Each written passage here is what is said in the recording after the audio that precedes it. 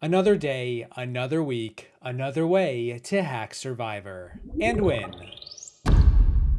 Internet, my name is Peridiam, and welcome to another video in my multi-series arc where I cover all the ways to get ahead in the game of Survivor and do so with a little bit of creative thinking. If you haven't seen my previous hack videos, check them out, but otherwise, let's talk about Survivor players who not only thought outside the box with their strategy, but also went on to win this season too. In a previous video, I talked about the hidden immunity idol a few times, and I think there's at least one more bit of brilliance to touch on with it that wasn't discussed. In the early days of the idol's existence, it was usually found with clues that led to its location. Players would find the idol, they would rejoice, and then maybe use it down the line. And while certainly everyone would love to have those moments in their montage, doing the search, the swell of the music, doing the happy dance, having an idol of their own, that's just not reality. But going back to the first time the idol ever existed, and then repeatedly since then, we've seen players who didn't find the idol make magic happen with sparks of ingenuity of their own.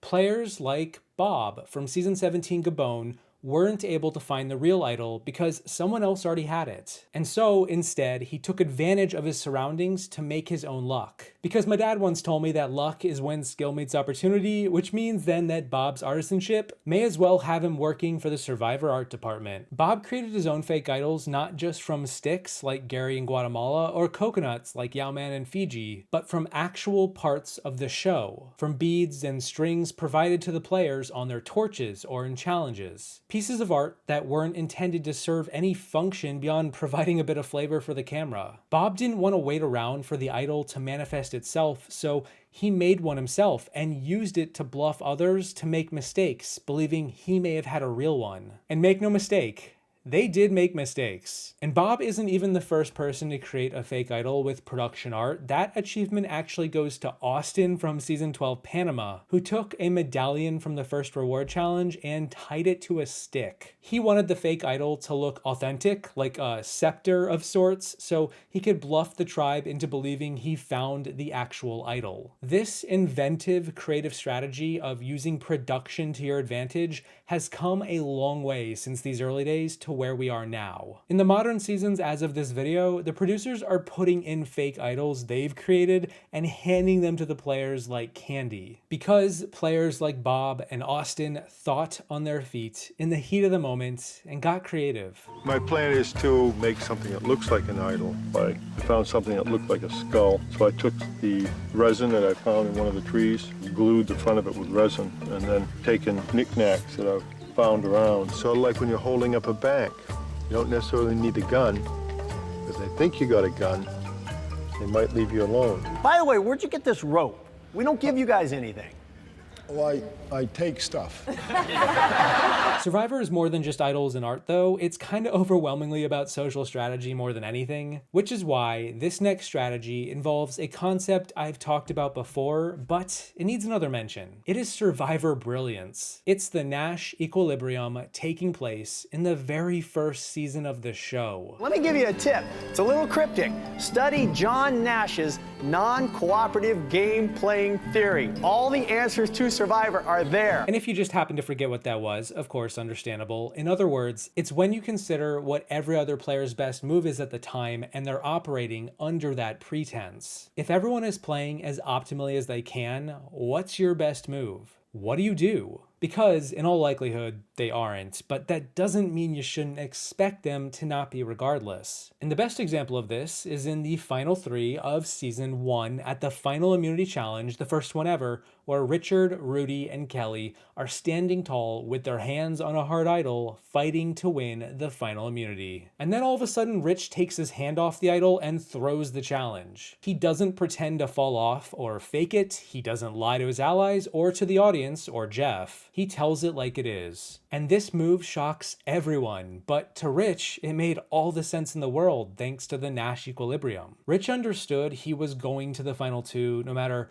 who won the challenge, and he wanted to sit next to Kelly more than Rudy, but he didn't want to vote out Rudy. He wanted Kelly to do that, and he knew Kelly was more likely to win the challenge anyway, so he may as well bow out now. If Rudy was going to win, then Rudy was going to win. He didn't want to win anyway. He knew that if he was the one to cut Rudy, it would not go over well with the jury, and so he devised a strategy to put himself in the best position to win the war, which was to not win this battle. And spoilers, it worked out for him. One of the best strategies you can have while playing Survivor is to recognize you need to deliberately pick your battles. Every fight should count, and every withdrawal should count. Throwing challenges is not inherently a bad idea, and Rich knew that, and he took advantage of it. Many winners have done something similar to Rich since then, such as V throwing the final immunity in Season 4 and going on to win, or Parvati in Season 16, or Matthew in Season 6, which wasn't the right move for him, but he also picked his battle incorrectly. The ultimate goal is to win the war, and the appearance of loss is different from loss. Look no further than a recent season to this video with Survivor 44. Franny could have saved her closest ally by losing a challenge, but instead she won, not considering the bigger picture. And then she did that a few more times. Pick your battle like many other winners have, and you might find yourself in a good position more often than not. I wish you both luck. Rich! Oh my gosh. This game is about a lot of different things, and one of those things is mental strategy. And it doesn't mean I'm giving up $1 million necessarily. How come? It means that whoever is immune has to pick. It's all a game of odds, and who knows what somebody's going to actually do. Even if I'm voted off tonight, I think it's the best decision I could have made. I think it's in Kelly's best interest to keep me here, but I don't know that she'll do that. I'm hoping she will. Speaking of good positions, how about Tina in Season 2, the Australian Outback, being taken to the final 2 with Colby, who could have easily won the game next to Keith. This next strategy is entirely contextual, so I wouldn't recommend it, although it is technically possible in any given season with any given cast. The idea is basically to engender a groupthink mentality around a certain dogma or mantra or belief, like how Season 1 of Survivor was run by the bad guys and the villains of the season in the Tagi, and how Season 2 was not gonna fall prey to the same problem. Season 2 of Survivor was gonna be a different story, where the good guys win in the end. Justice is served, and it's a feel-good ending. It also kinda helps that Tina was the player who controlled this idea more than anyone else, painting Jerry as the villain who needed to go, bonding with Colby, the big old Texan Hershey bar who was like a son to her. Season 2 of Survivor had a lot of morality come into play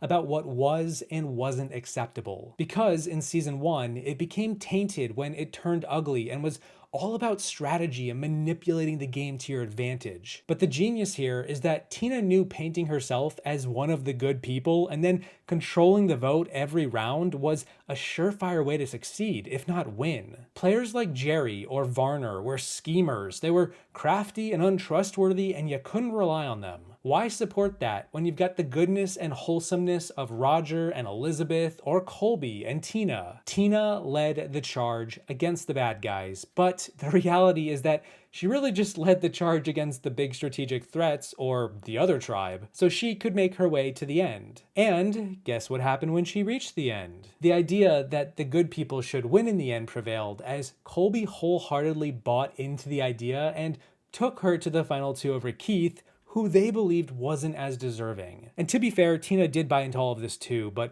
that was the strategy that enabled her to succeed as much as she did. It was a belief that both made her successful in the game and portrayed her as the better person to America, where 50 million people were watching and not loving the Tagi 4 from the previous year. That is a lot of people. A mom from Tennessee would never be so shrewd, so conniving, and yet that's exactly what she was doing every step of the way, and most people didn't see it on both sides of the screen. And for all that and more, that is why I think she's the most underrated winner in all of Survivor. The one thing that I hope that you don't do is that you don't cast your vote based on that you got your feelings hurt. You don't go into backgammon and say, okay, I'm gonna leave this man open.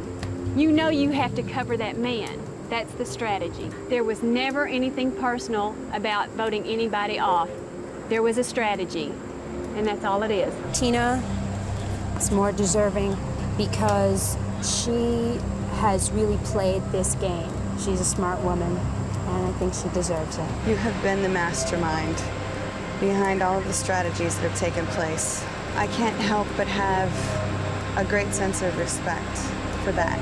And you know, since we're talking about underrated winners, let's talk about Danny Boatwright from Season 11 Guatemala. This is a quicker strategy that I would recommend helps if you just want to game the producers a bit. But basically, be careful what you tell the producers when you're talking to the camera in a private interview. It never hurts to keep a little bit to yourself at all times. And that kind of goes for out of the game as well. Danny has talked about this several times, dating back to not long after she won, but when she was in the jungle, she would hear from other players about observations about her thanks to the producers. Some of her castmates trusted her and would share what they were gleaning from private interviews, and then Danny would become more guarded and also annoyed because the production team were asking leading questions that could reveal any such info about the game. Understandably, Danny didn't like that and decided to behave more like a closed book going forward. She would still pay attention to the questions she was being asked in private when she would do confessionals because that's how it works. You sit down and talk to a producer in a back and forth and they film you and then cut it up for the show. You'll talk about all sorts of topics, events, other people, and you can infer things if you're paying attention and connecting the dots. Why are they asking other people about me in regard to just whatever? Why that?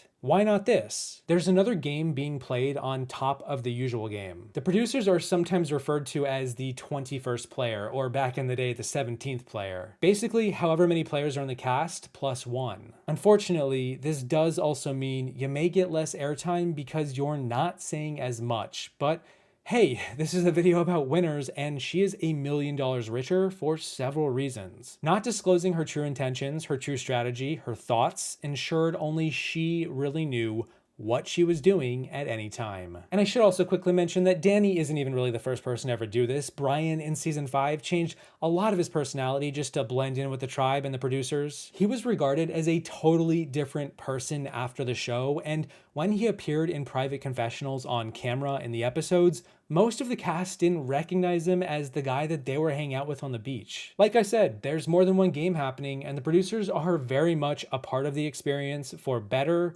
or worse. So, for your sake, make it for the better. You just have to keep trying until you find something that works, because I'm not gonna go home. You know, I don't think you can trust anybody in this game, so that's why you always have to stay on your toes, and why you don't want to leave anybody with an opportunity to really talk. You told me the producers hated you.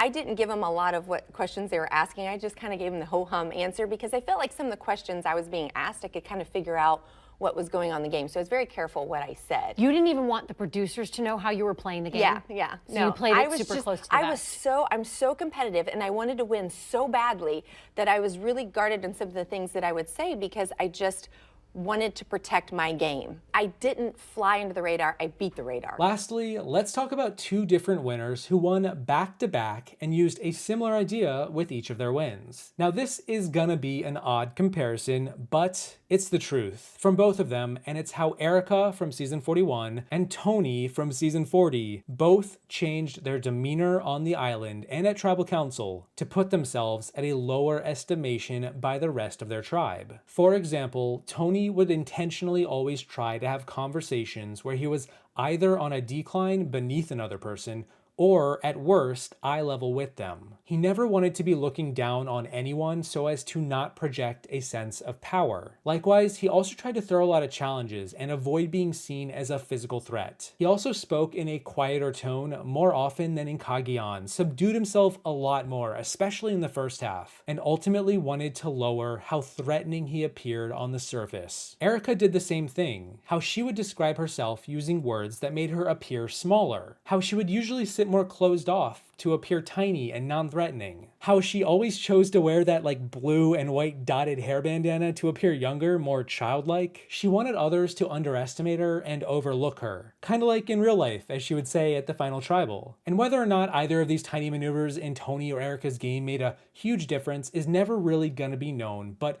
I also don't think it hurts them either. I think it's quite genius and displays a level of agency almost never seen in the game. It's so minute, you wouldn't think to notice it, but that's kind of the point. At the very least, it's evident they're playing hard, and although the edited version we get to see will rarely be able to have us notice it, I think it's worth talking about as a subtle hack of the strategy of the game. There are certain things that I would do to make myself seem smaller. So I would go to tribal council and I would purposely make my body language smaller. If you actually look at photos of me at a regular tribal council versus the final tribal council, I then switch my body language to be more masculine. And the way I'm sitting, I look the same as the two boys beside me. Or I would change the way that I spoke so that I had less authority when I was at camp, or would do my hair in a certain way so I looked more juvenile. So it was kind of like, I think I was always me, but then I was always trying to present in a less threatening way. I want everybody to get nice and comfortable with me because their guards are here right now and they're slowly coming down as they see Tony's around the camp all day, all night. It's coming down like this. And when it gets down to here, hey! And there we go. 5-time Survivor winners hack strategy. They got creative and they won. It can be done, and it can be done very well. If you can think of any other examples, I would love to hear about them. I'm sure there's more, there's always more, but either way, let me know your thoughts on these. A huge thank you to my patrons for hacking your way into winning over my jury vote. I think it was standing at a decline that made the difference here. Thank you all for watching. I hope you enjoyed the video. Don't forget to basically just have like every strategy talk while sitting or maybe even kneeling on your way out. And I will see you in the next one once I do none of this. And just play the game like full tilt boogie every single second of every single day. Full tilt boogie. I don't know what full tilt boogie is. It is Aubrey once again. Full tilt boogie on this. You were one of the strongest, if not the strongest out there. Very competitive, and you were playing full tilt boogie. You know what, Jeff? I think it would be downright depressing to sit and watch green bananas turn yellow without my debaucherous little villains. So, Sandra, that's for you. Get out of here, for real. And Jeff, I would just like to increase our odds.